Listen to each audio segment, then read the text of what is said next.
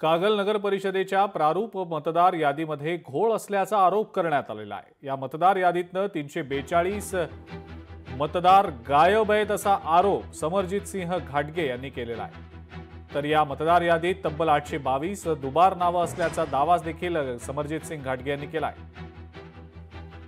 त्यांची बाजूची तक्रार असो का आमच्या बाजूची तक्रार असो, एका नियमामध्ये जे तुम्हाला बोगस वाटते, चुकीचं वाटते, सरसकट उडवा। स्वागत करतो, सरसकट उडवा। विषय त्यांचा माझा काही नाही आहे। कारण आम्ही आज जे आक्षेप घेतोय, आता उदाहरण 422 मध्ये हे सगळे काय माझीच आहेत का मतदार?